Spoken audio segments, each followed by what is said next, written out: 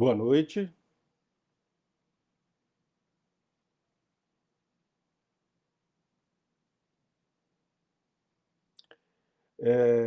Estamos iniciando aqui mais uma live Transaberes, hoje com o tema Transamor. O que será isso? Vamos descobrir já já. Antes da gente começar no tema propriamente do Transamor, vamos falar um pouquinho de algumas dicas, né? Na verdade, só uma dica hoje, que a gente tem muito material. É, Eu queria falar rapidamente dessas séries da Netflix, que a gente pode organizar sob a alcunha de Scandinavian Noir, que são séries que se passam em países nórdicos, policiais, séries que geralmente tratam do interior do país, e que os protagonistas são extremamente uma forma assim de anti-heróis e, e cujo desenvolvimento da série não é muito no formato tradicional norte-americano de um crime por episódio, mas na verdade os episódios vão se acumulando, os personagens vão se acumulando e a história vai se desenvolvendo ao longo da temporada inteira. A primeira vez que isso tomou o mundo foi com The Killing. Eu já falei aqui de Border Town, que é a minha preferida, mas recentemente eu assisti Trapped. Trapped é uma série islandesa. Por exemplo, o protagonista, o investigador Andri Olafason, ele é bem obeso, barbudo, comete erros, até porque ele mora numa cidade pequena, ele conhece todo mundo, então é bem constrangedor, a família dele se envolve nos problemas, etc. Boa noite, Soraya. E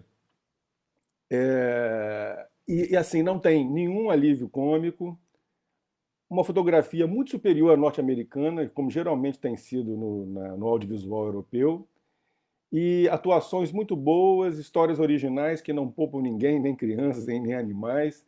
Tem muitas vezes uma discussão ecológica, uma discussão política, uma discussão geopolítica. Então, e Trapped está disponível pela Netflix, já está na segunda temporada e já foi aprovada uma terceira. Na segunda, Oi, Diva. Na segunda, já não tem tanta neve, já não está naquele inverno brabo, e a história perde um pouquinho da força, ganha um tom mais ecológico, mas ainda assim vale muito a pena, tá bom? Trapped, fica aí a dica. Hoje a gente vai falar de transamor. Tintim.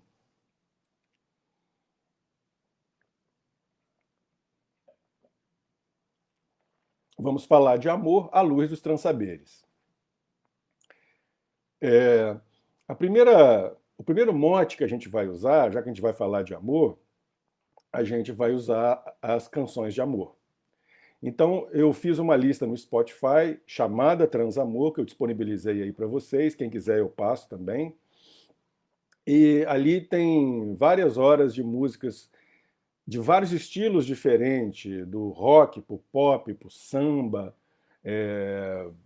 para o jazz, tratando do tema do amor sob várias facetas. Eu vou comentar algumas delas aqui para servir de mote para a nossa discussão, porque quando a gente trata de canção de amor, sobretudo na música pop, na música popular, a gente está falando de neurose afetiva. Então a gente vai mostrar aqui como é que tem uma certa passagem, né, de uma de muitas canções com viés neurótico para algo mais libertador. A gente vai mostrar um pouco essa transição aqui em algumas canções, tá? E depois a gente vai passar para outras vertentes de expressões do amor. Mas assim, a primeira canção que eu queria chamar a atenção é isso aí, Deise. É uma boa combinação, transamor e vinho. É, a primeira canção que eu quero trazer, que mostra bem esse aspecto neurótico aí da questão do amor na música popular, é uma música que eu adoro, para mim talvez seja a música mais bonita do rock nacional dos anos 80. Eu estou falando de Não Sei Dançar, composta pelo Alvin L e gravada pela Marina.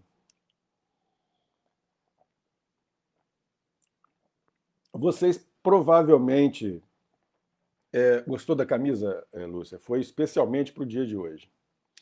É, a, a, os versos vocês conhecem, né? Vou destacar aqui um trechinho, que é: os quartos escuros pulsam e pedem por nós. E tudo que eu posso te dar é solidão com vista para o mar. Outra coisa para lembrar: se você quiser, eu posso tentar, mas eu não sei dançar tão devagar para te acompanhar. E aí mostra um problema, né, das relações afetivas, que são devires diferentes, vibrações diferentes, e como se compatibilizar essas vibrações. E aí, para trazer uma ajuda para a gente nesse quesito, eu vou chamar ninguém mais, ninguém menos que a própria Madonna. É isso aí. Porque a Madonna, num dos maiores sucessos dela, Into the Groove, ela vai dizer: Get into the groove, you get to prove your love to me. Ou seja, é um convite para aprender a ressoar nas mesmas vibrações ou em vibrações semelhantes. Então, com esse convite, que é um convite que ressoa na pista de dança, e em qualquer pista de dança ou em qualquer dança, né? Até para quem não sabe dançar tão devagar, é importante nas relações afetivas o mergulho na ressonância, ou seja, nas vibrações em comum. Então fica aí a, a, o problema mostrado pelo Alvin L e pela Marina e a proposta da Madonna como um desdobramento possível para esse problema. Quando a gente fala de amor, um tema recorrente é a questão da saudade. E quem entende de saudade, vocês sabem, né? São os portugueses. Tem toda uma relação da saudade com a questão das grandes navegações, né? As pessoas se lançarem no desconhecido e abandonarem suas famílias, etc. E aí aparece, claro, o fado. Boa noite, Lélia. Aparece o fado como a grande trilha sonora da melancolia saudosa portuguesa. E aí eu vou destacar aqui o meu fado preferido, que é Haja Que Houver, do Madre Deus, cantado lindamente, né, pela vocalista Teresa Salgueiro, que eu tive a oportunidade de assistir aqui no Blue Note, foi realmente deslumbrante, né? Essa a proposta emblemática da saudade portuguesa, né? Haja o que houver, eu estou aqui, espero por ti. É a apologia da saudade, né? A gente vai fazer uma operação aqui que sai de uma concepção de um amor egóico para um amor cósmico. E aí, quando a gente entra na dimensão desse amor cósmico, ou de um amor não objetal, a gente vai falar mais disso daqui a pouco, a questão da saudade ela fica problematizada. Porque se você é um com tudo, não te falta nada. Se você é um com tudo, não há solidão possível. Ainda que seja lindo ouvir sobre a saudade. Ainda que todas essas canções que falem de um amor, às vezes de uma forma neurótica, em algum lugar tocam nossa alma, em algum momento. E isso vai servir para aconchegar a alma e que sirva de trampolim para uma relação melhor. Uma outra canção que eu gosto muito e que ganha no quesito sinceridade é I'm Your Man, do Leonard Cohen, que é um grande compositor e escritor, né? E poeta. Acho muito difícil um cara que faz canção ser poeta. E o Leonardo Cohen ele consegue fazer, compor melodia e ser poeta e ser um grande intérprete com aquela voz dele. Em I'm Your Man ele diz: se você quiser um amante, eu vou fazer tudo o que você quiser. Se você quiser um boxer, um lutador de boxe, eu vou entrar no ringue por você. Se você quiser passear de carro, é só entrar. Se você quiser ficar sozinha, eu vou desaparecer. Por aí vai. Mas aí no refrão ele fala assim: eu me vejo aqui falando essas promessas que eu não consigo cumprir. E que nenhum homem consegue conquistar uma mulher por ajoelhar e pedir por favor, mas se adiantasse, eu ajoelharia e pediria. O Leonardo Cohen ele escreveu essa música preocupado com uma grande questão freudiana, o que querem as mulheres, né? E ele também estava se sentindo culpado porque ele pisou na bola. Então ele fez essa música que é uma das melhores dele, tem uma pegada assim, meio jazz, meio tango, meio bolero. Fica aqui registrado talvez a canção de amor mais sincera, ou uma das mais sinceras. Tem o quesito humildade relativa, que é do Erasmo Carlos, né? Um homem para chamar de seu, mesmo que seja eu. É uma cantada, mas é uma cantada que, para legitimá-la, ele institui a falta na mulher primeiro, né? Eu sei que você fez os seus castelos, aquela coisa toda. Agora, essa música, ela ganha uma reinvenção sensacional com a própria Marina, que vai cantar dentro do campo semântico dela, que transmuta o sentido da canção, um homem para chamar de seu, mesmo que seja eu. Né? É, Agora, quando se fala de amor e se fala de música aqui no Brasil, a gente tem que falar de Tom e Vinícius. Né? Eu destacaria aqui como grande beleza neurótica uma música pré-bossa nova deles, que é Eu Não Existo Sem Você, que justamente vai dizer que todo grande amor só é bem grande se for triste, que todo poeta só é grande se sofrer, né? Que é justamente essa ideia de que tem que sofrer, tem que passar pelo sofrimento, tem que passar por uma dor necessariamente. Oi, Leonardo. É, e é uma música lindíssima, talvez para mim a mais bonita da dupla, né? Agora, a gente tem que atentar pela grande mudança de paradigma que em vários sentidos, Chega de Saudade. A letra já estava pronta, a música já estava pronta, estava guardada, e aí aparece João Gilberto tocando violão daquele jeito, e eles resolvem gravar a música. Uma coisa curiosa é que o João Gilberto ele cantava cover, uma banda cover do The Platters. Vocês conhecem The Platters, Only You, Smoke Gets in Your Eyes, Great Pretender. Uma banda de vozes graves.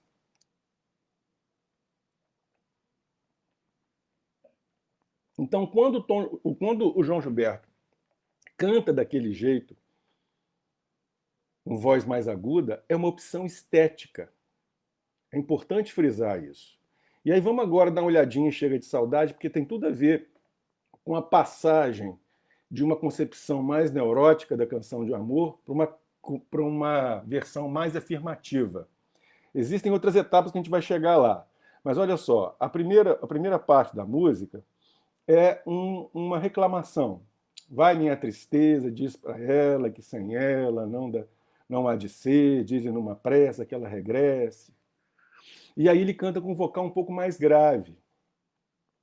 E o vocal e a voz mais grave tem a ver com um tom mais triste, e a voz mais aguda tem a ver com um tom mais alegre. O grave vibra menos, né, com amplitude maior, e o agudo vibra mais com amplitude menor. Então tem a mudança pam pam pam pam pam, mas se ela voltar, a voz fica mais aguda e a letra ganha uma positividade, um otimismo. e aí se anuncia, chega de saudade. Oi, Chloe! É, e aí se anuncia, chega de saudade, ou seja, vamos parar com a canção da sofrência daquela época, né, que era a velha guarda, que envolvia Nelson Gonçalves, Ângela Maria, Calbi Peixoto, e vamos começar a cantar não mais a dor de amar, mas a alegria de amar. E aí chega de saudade, se instaura como uma mudança na postura diante da canção de amor, de algo mais triste para algo mais alegre, de algo mais algo pessimista para algo mais otimista, ao mesmo tempo que tem uma mudança estética que é a instauração da bossa nova. O Tom Jobim vai dizer que o grande sacação dele, inspirada no Vilas Lobos, é introduzir silêncio nas músicas, porque o samba era muito cheio, né? E a bossa nova tem essa capacidade de ir tirando melodias, essa coisa do João Gilberto de fazendo Chega de Saudade durante 50 anos, vai mudando levemente um timbre, vai apurando como se fosse uma arte chinesa, né? É, e ao mesmo tempo tem uma outra estrutura harmônica, né? Que começa a harmonia pelo meio. Então, Chega de Saudade, ao mesmo tempo que tem uma mudança de paradigma do ponto de vista estético, musical, tem uma mudança de paradigma na forma de conceber a canção de amor. E daí a canção de amor ficar mais potente, mais alegre. Ainda que, claro, né, eles não fizeram só músicas alegres depois de Chega de Saudade, mas a beleza transdisciplinar de Chega de Saudade nos comove muito.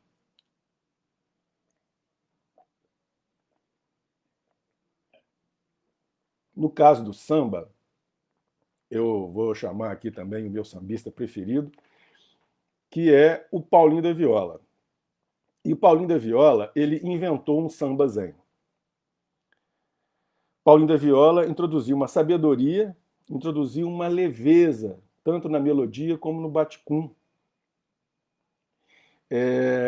E na música Ame, ele vai dizer: ame, seja como for, sem medo de sofrer, pintor de desilusão, não tenha medo não, o tempo poderá de lhe dizer que tudo cabe alguma dor, que tudo cabe alguma dor, tal felicidade sempre tão fugaz, ainda é de conquistar. Por que se negar, com tanto querer, etc. É um convite para encarar o problema e para mergulhar a fundo e entender que tem alguns percalços, mas que vale a pena. Nós aqui problematizamos, assim como a gente problematiza a saudade nesse sentido egóico, a gente problematiza também a ideia de felicidade, porque a felicidade está muito associado com um aspecto meio transcendente, um bem a se chegar, definitivo. E a gente aqui, com Spinoza, que daqui a pouquinho a gente fala dele, a gente sempre acaba caindo em Spinoza, né? Em Spinoza, a gente vai pensar mais em alegria, a gente vai pensar mais em modulações de mais ou menos potência, de mais ou menos, ou seja, mais potência alegria, menos potência tristeza, que é gerar bons encontros para aumentar a alegria, para aumentar a potência, para gerar alegria, que vai gerar liberdade. A gente já fala disso. Bom,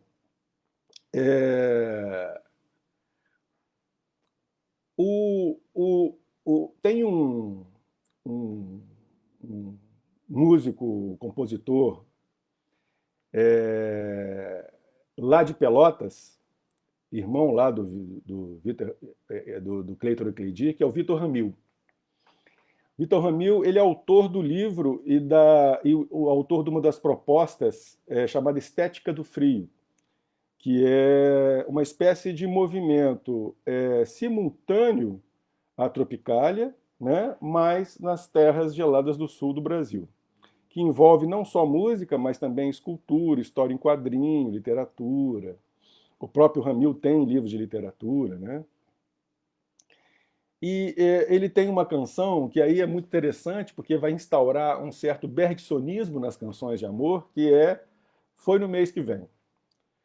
Como o próprio título disse, Foi no Mês que Vem, é uma canção de amor que fala de um tempo atemporal, um tempo onde passado e futuro coexistem. E o Vitor Ramil vai, é, vai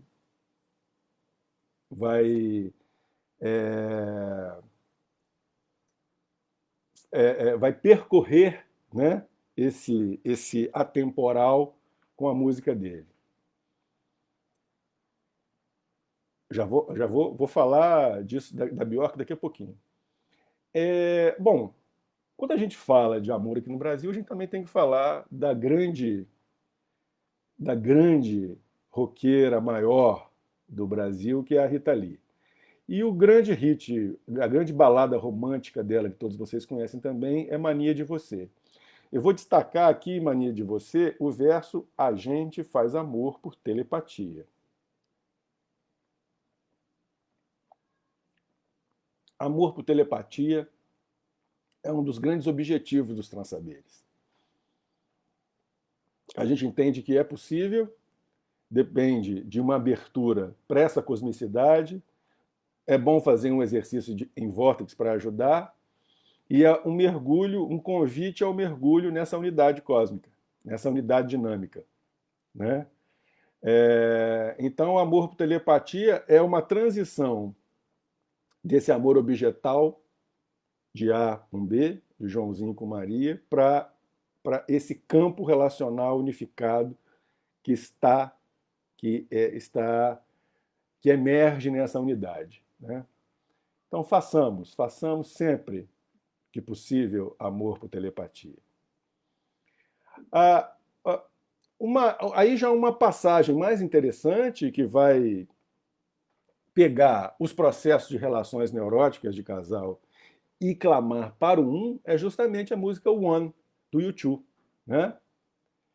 One Love, Love is Higher Law. Vai falar das dores, você vem dos mortos, você está se fazendo de Cristo, aquela coisa toda, mas o tempo todo, apesar daquela dor toda, tem todo um clamor de unidade nessa música do U2, né? Que em álbuns anteriores ele escrevia coisas, por exemplo, do tipo Without You, ou seja, eu não posso viver com ou sem você. E aí já é uma passagem um pouco mais interessante, que é essa passagem para o do dois que coexistem no né? E ao mesmo tempo ele fala One life, but we're not the same. É um dos versos de One. Que é bem legal isso, porque isso tem tudo a ver com a discussão que a gente considera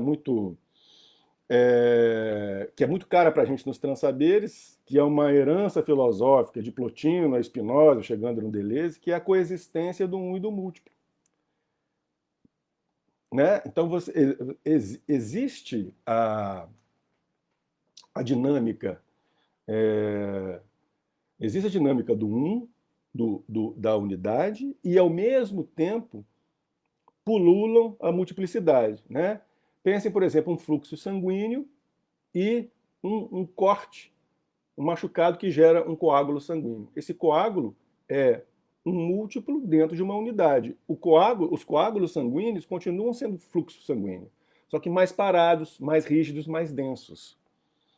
Então, o casal ali é um coágulo dentro do fluxo cósmico, que é um em aberto, um em devir, em devires, povoados de devires, eivados de devires, né?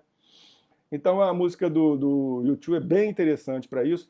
Tem uma cover ótima que eu gosto muito também do Leonardo, de Johnny Cash, né? O Johnny Cash que faz covers maravilhosas, né? Ele tem músicas deles boas, né? Folsom's Blues, aquela coisa, Folsom's Prisoners Blues. Mas, por exemplo, fez a versão definitiva de Hurt do Nine Inch Nails, né? Que fez mais sucesso que o próprio Nine Inch Nails, né? Aliás, virou o maior sucesso do próprio Johnny Cash, que ficou lindíssima, Hurt. Mas também tem cover de Bridge Over Troubled Water, do Simon Garfunkel, que está uma versão reggae do Paul Simon, com uma banda de world music, inclusive com o Olodum lá na nossa setlist.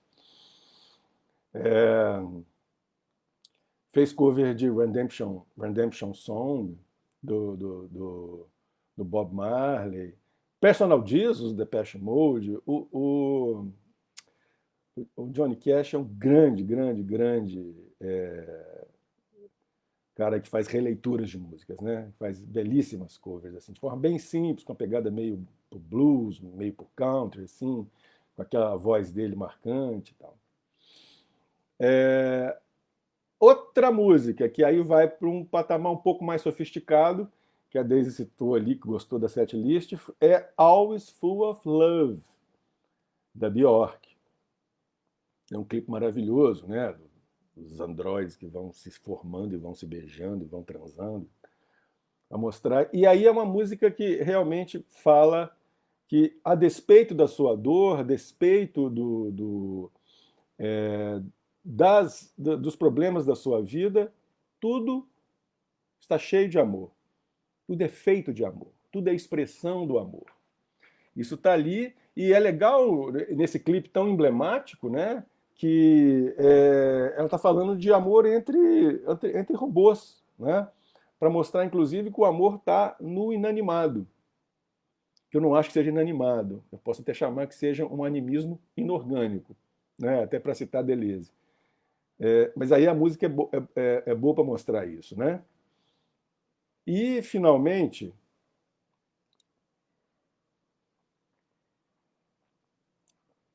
tem a história do John Coltrane.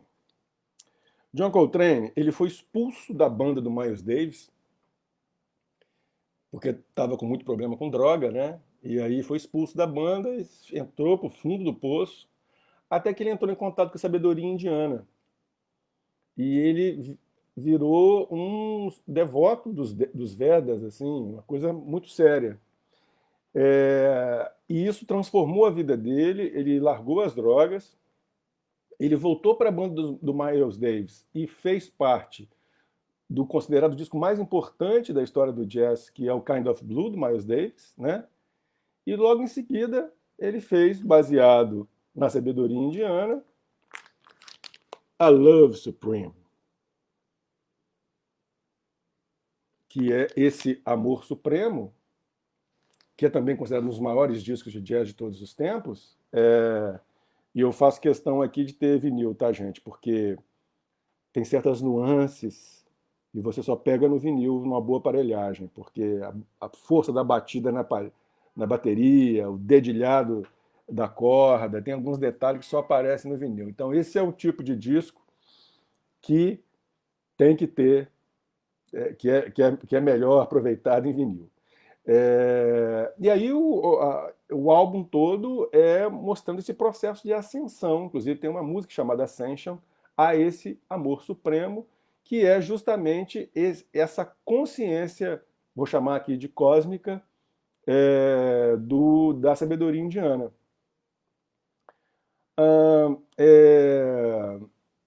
A questão da sabedoria indiana vai trabalhar a questão da consciência com C maiúsculo como se fosse algo uma espécie de plano de fundo que da onde emergem todas as coisas.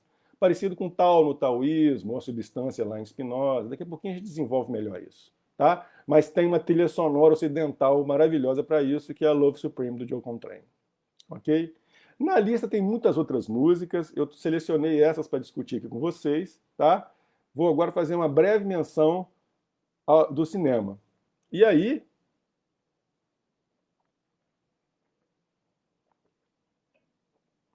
eu vou citar, pode parecer estranho para alguns, mas é um filme que eu trabalhei.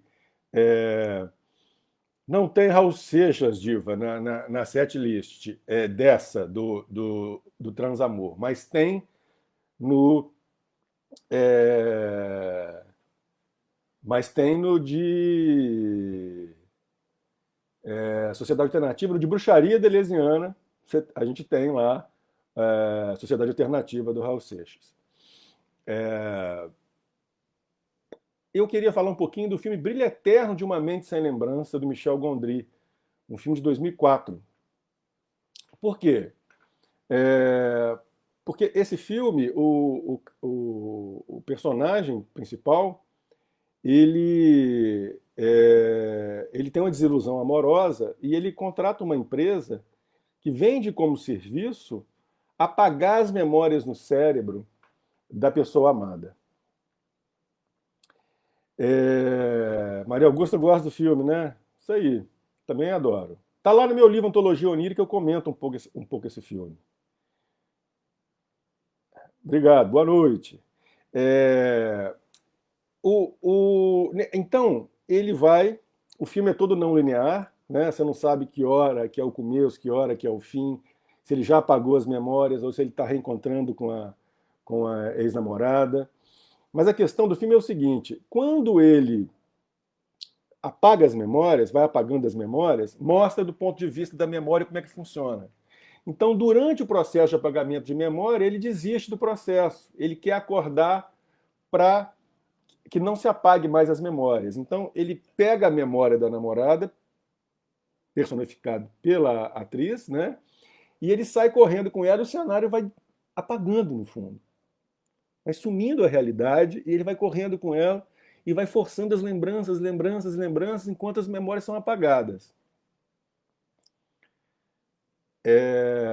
E aí acaba o processo, ele supostamente esqueceu tudo, porque tudo foi apagado nos neurônios.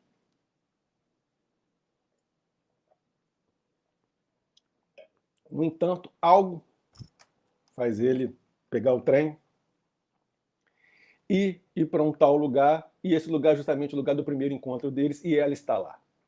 Desculpa fazer spoiler, tá? Mas filme bom, spoiler não é problema. Só ajuda, tá? E aí a grande questão do filme, que é uma crítica à neurociência, muito boa e bergsoniana, eu diria, que na verdade a memória não está no cérebro.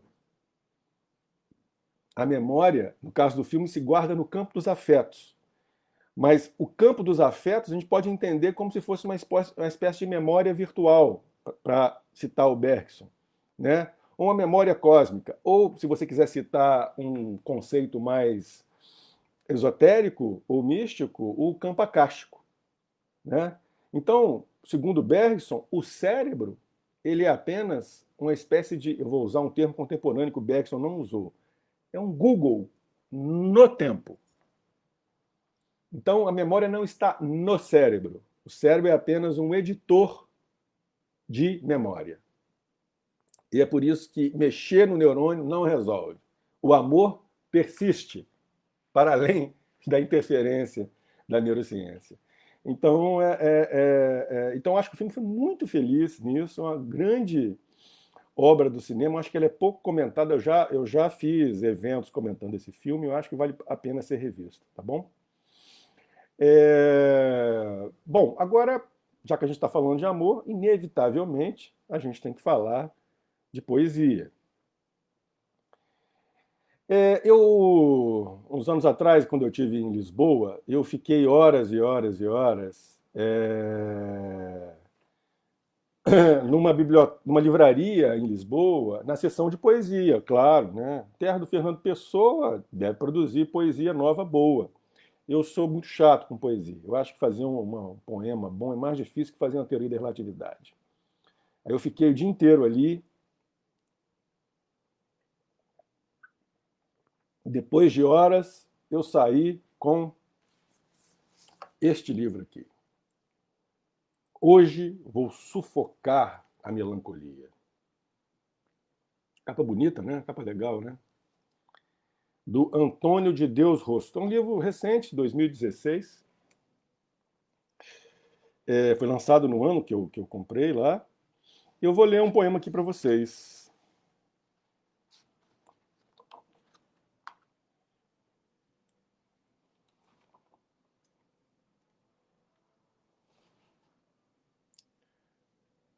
Todos os olhos são biografias incertas. A dor entra por todos os lados e só sai por um. Socorres-te ruidosamente da mudez para me dizeres o que sentes. Procuro nas tuas pálpebras estendidas uma espécie de talentosa esperança, transformar a cinza em remédio. Há um código linguístico indecifrável a permitir a nossa sobrevivência. O que separa os amantes não é a falta de paciência, é o excesso de palavras.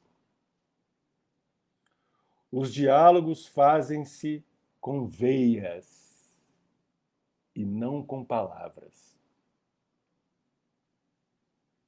Dantes procurava explicações, o veneno impiedoso das respostas. Agora só uso a saliva para regressar ao prazer. É imitar a felicidade o que nos resta. A tristeza é apenas falta de vocabulário. Hoje vou sufocar a melancolia, Antônio de Deus Rosto. Acho que não foi publicado no Brasil, mas fica aí. Tem um texto que eu escrevi, tem um dos meus artigos, é todo baseado em epígrafes desse. Agora eu não sei se é de anarquia sagrada ou se é de unidade dinâmica. Não do livro, o artigo da Cosmos em Contexto. Eu acho que é anarquia sagrada. Bom, a gente está falando de literatura e amor, inevitavelmente a gente vai ter que falar da madame da literatura brasileira, que é a Clarice Lispector. Esse livro aqui, Um Aprendizado ou O Livro dos Prazeres, para mim é um grande livro um grande livro da Clarice Lispector. A crítica tende a falar que é o pior livro dela. Eu não discordo totalmente. E eu acho que é um livro muito bonito sobre a questão do respeito na relação amorosa. Porque a Lore e o Ulisses, eles vão sentar para tomar uísque, vão conversar e vão ganhar intimidade, vão discutir nuances muito sutis, quase no nível místico. Eu dei de presente, Maria, que bom que você amou. É um livro sobre amor, afinal de contas. É, e a questão do enlace amoroso, ele só vai se dar depois de um cuidado muito sutil e com vários nuances, assim. Então, para mim, romance literário sobre a questão do amor, da relação amorosa, rumo a algo mais amplo, eu citaria aqui Clarice, Um Aprendizado ou Livro dos Prazeres, tá? Então, vamos agora começar a falar da nossa galera de sempre, né? Vamos agora dar a, a base teórica dessa conversa toda. Aí, inevitavelmente, a gente vai direto para o chefão Baruch Spinoza, a sua ética. Claro que aqui a gente vai ter que fazer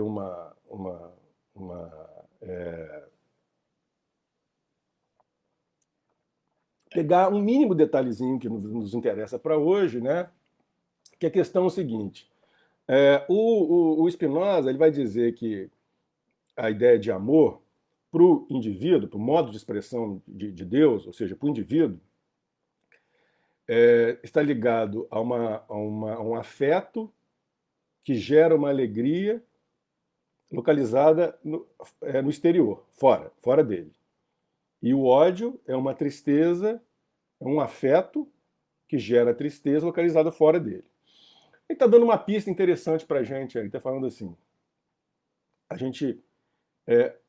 o que ele quer é entender que a gente é um com tudo que existe, Mas no campo afetivo individual, quando a gente acha que a gente é parte, a gente vai atribuir amor e ódio a questões exteriores. Mas o que o Spinoza quer é que a gente se perceba um com tudo que existe. Grande exercício da ética. Grosso modo, gente, para quem não está acostumado, quem quiser entender mais, faça nossos cursos. Grosso modo, a ideia básica do Spinoza é o seguinte: um bom encontro, aquilo que a gente gosta, se sente melhor, se sente mais plasmado no cosmos, um bom encontro aumenta a potência, o aumento de potência gera alegria, a alegria gera liberdade, e a liberdade, quanto mais liberdade, a liberdade no seu esplendor, vai gerar o que o Spinoza chama de amor intelectual de Deus por si mesmo. Intelectual quer dizer entendimento em latim, né?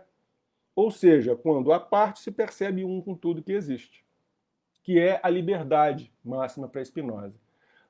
Por oposição, mau encontro gera perda de potência, tristeza e servidão. E a grande questão do Spinoza é por que o ser humano escolhe a servidão, né? As eleições mostram muito isso. Bom, a questão aí é que esse exercício espinosista justamente vai colocar a gente saindo, convidando para essa estética egóica do amor, né, do amor do objeto A para o objeto B, rumo a um amor não objetal, que ele chama de Deus ali no século XVII, ou de substância, ou de natureza naturada, mas que a gente pode também dialogar com os orientais e chamar de consciência com C maiúsculo, ou de tal, ou de unidade dinâmica, para citar os transsaberes. Né? Isso aqui está no Spinoza. Agora, veja bem, é só um amor que não é objetal, que não é um amor de A para B, que vai ser de fato um amor incondicional. Pensem nisso.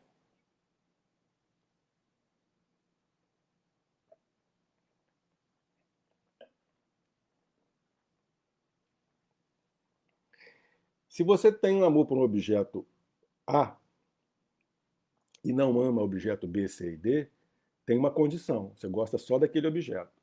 Um amor incondicional não existe objeto. E aí uma transmutação. Você vai entender que, na verdade, tudo é expressão do amor. Todo o cosmos é expressão do amor. E a fisicalidade, o ódio, são restrições nesse fluxo cósmico do amor. Nosso amigo aqui, Henri Bergson, vou chamar de Bergson, porque nós somos íntimos, aqui nesse último livro dele, As Duas Fontes da Moral da Religião, ele fala uma coisa muito curiosa, tá? Ele fala o seguinte: o amor romântico plagiou a mística. Essa ideia que eu me torno um com tudo, que eu me dissolvo no mundo. Todos os discursos sobre o amor romântico, ele tem um quê da mística, a mística que sempre teve aí, desde o xamanismo, passando aí pelo neoplatonismo, que ganha uma cara mais acadêmica, né?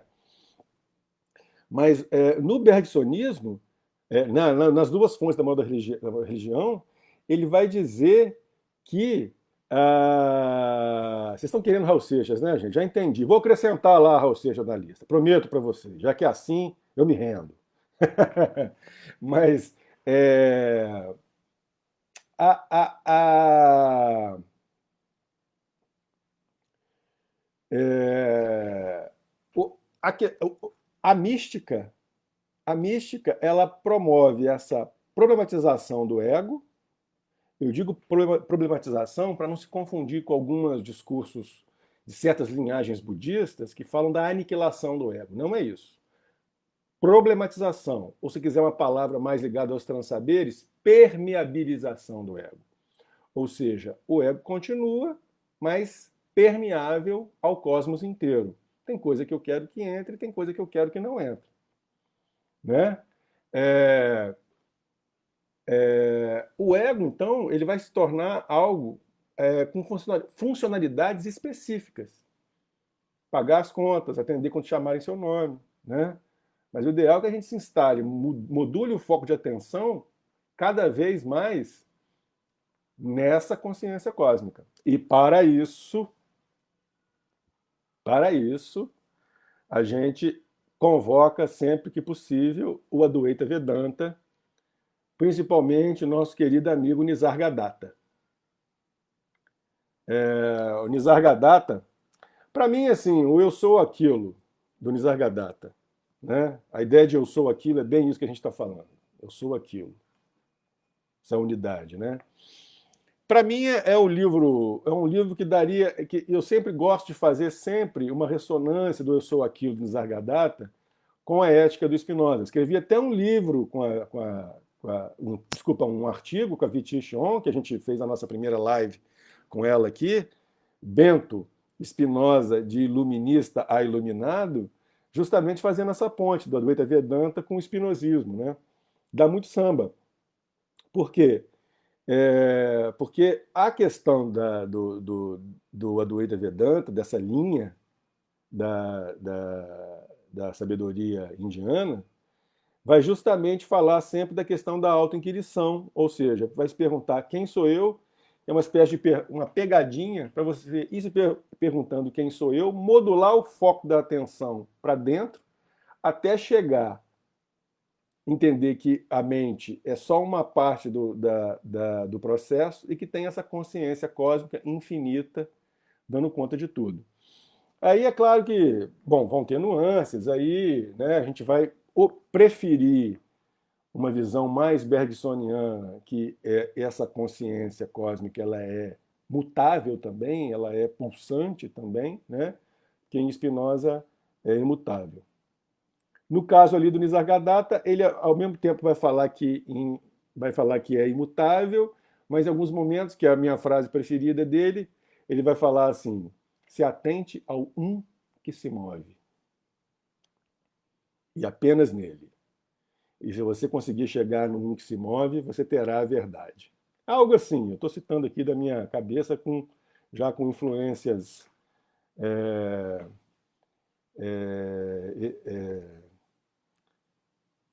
enológicas, digamos assim. Mas esse um que se move é uma das ideias que mais comovem a gente para criar o conceito de unidade dinâmica nos transsaberes.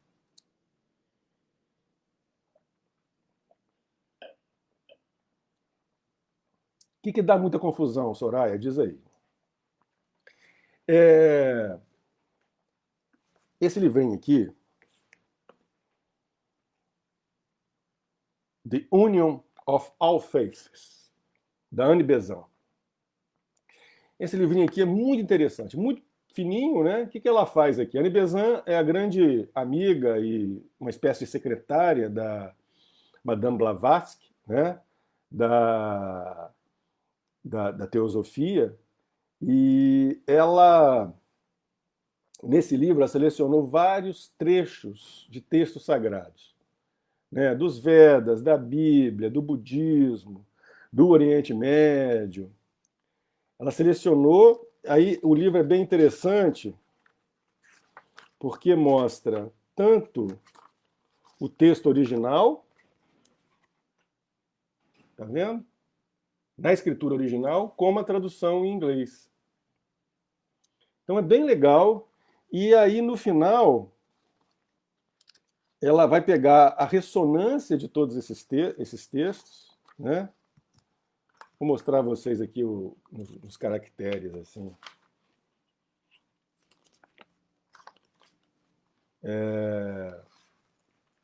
Ela vai pegar o que há de comum em todos esses textos e vai criar um texto dela que resume.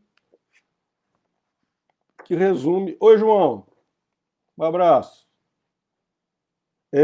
Que resume todas as seleções desses textos sagrados. E olha só qual é esse resumo. Que é a epígrafe do primeiro capítulo do meu livro Ontologia Onírica, né? É justamente a epígrafe do capítulo Magia Egrégora Hermética. Pausa.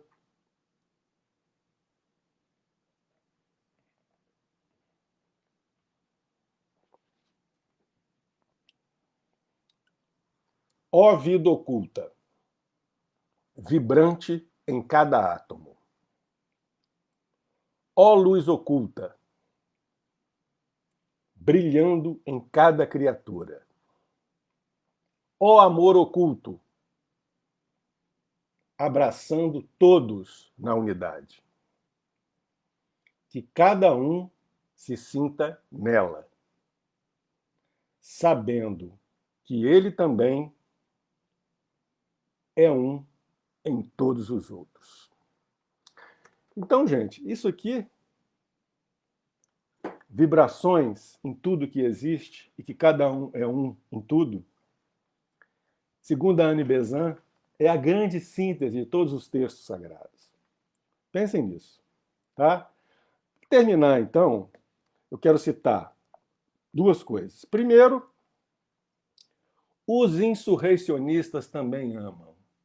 Eu quero citar uma frase presente nesse livro do Comitê Invisível: motim e destituição agora. Coisa muito necessária nos tempos de hoje.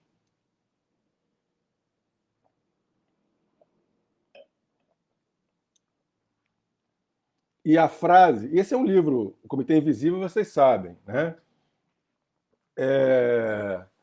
O, o Comitê Invisível é um texto, é um grupo de anônimos franceses de pensamento insurrecionista, com influência de Deleuze, etc. Foucault, e são magníficos, assim, tanto o Tikkun, que é a base, né, da onde nasceu o Comitê Invisível. O Comitê Invisível tem 3 livros, esse é o último, se eu não me engano, do ano retrasado, cuja frase virou, inclusive, adesivo da editora, e a frase presente nesse livro é justamente, presta atenção, amar jamais era estar juntos, mas devir juntos. Então não é simplesmente uma coisa de coabitar o mesmo lugar, mas é entrar em ressonância, em processo de mudança junto. Esse que é o grande ato amoroso. Eu assino embaixo aqui na frase do Comitê Invisível. Os insurrecionistas também amam. E para terminar mesmo, para falar de amor, e para mostrar que um amor objetal pode se transformar em amor cósmico, a gente vai falar do maior poeta de todos os tempos do amor cósmico. Eu estou falando do poeta Sufi Rumi. Então a história desse livro aqui, Poemas Místicos, né, foi traduzido pelo José Jorge de Carvalho. A história é o seguinte: o Rumi ele é um poeta sufi, ele um sábio sufi, né? E é muito engraçado porque que ele fazia. Ele tomava vinho,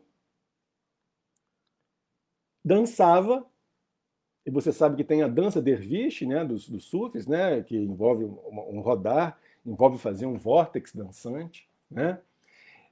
E começava a declamar poesias. E os seguidores iam atrás dele para anotar o que ele falava, bebendo vinho e dançando, né? E aí tem vários poemas, né? Aqui tem a seleção de alguns. Essa seleção é a seleção de poemas dedicado ao Divan de Chans de Tabriz, que era um amigo dele, que ele era apaixonado por ele tinha esposa e tudo, mas era apaixonado por esse cara. E os seguidores morriam de ciúme da paixão que o Rumi tinha por ele, pelo Tabriz. E mataram ele. Mataram e não avisaram para o Rumi. O Rumi ficou inconsolável, escreveu uma série de poemas sobre esse amor dele por esse Divan de Tabriz. Acontece que, se você pegar a poesia do Rumi para o Divan de Tabriz, é completamente compatível com o amor cósmico. Então, selecionei aqui um poema para vocês. Tem outro poema, que é o Samba 2, que é sobre a dança, da roda, do giro, que formam todas as epígrafes do meu livro novo, o Vórtex, né?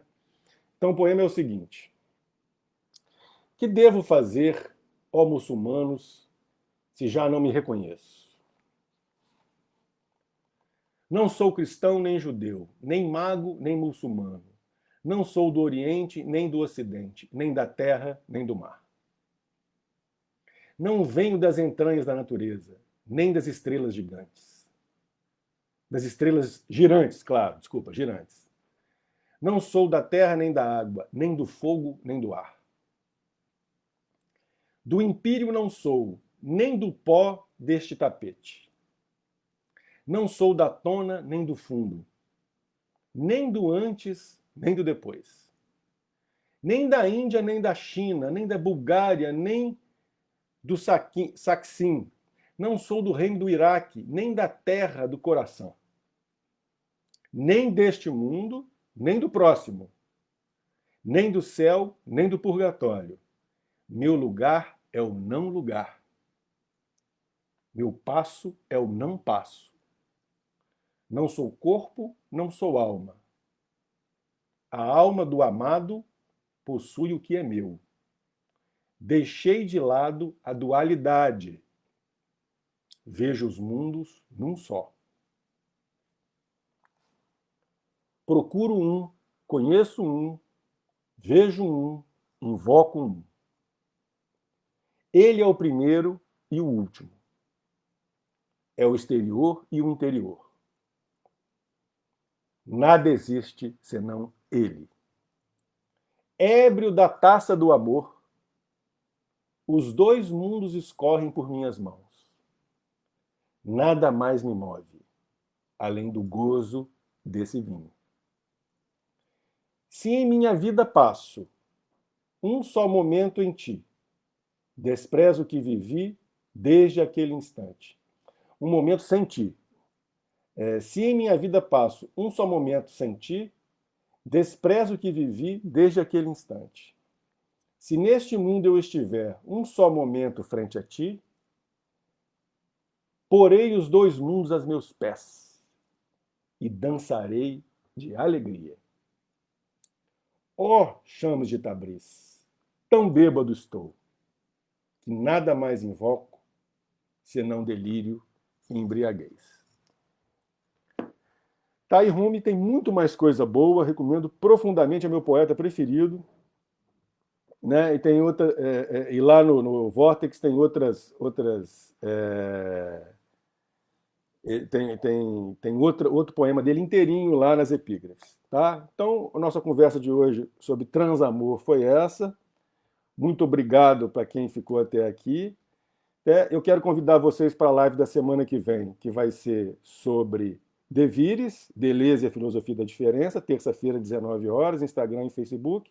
E já está acontecendo as inscrições para o nosso curso Bruxaria Deleuziana, que vão ser vai ser no Zoom, online, às sextas-feiras de julho, de 19h30 a 21h30. As inscrições já estão sendo feitas, tá? A gente vai pegar os aspectos esotéricos que a filosofia do Deleuze tem no interior dela e as ressonâncias que ela faz com saberes esotéricos antigos e atuais, usando inclusive autores contemporâneos que comentam justamente isso. Tá bom? Espero vocês lá, a gente vai se divertir muito, né? Inclusive falando de vários temas que a gente falou aqui hoje. E até semana que vem. Muito obrigado, gente. Valeu. Tchau.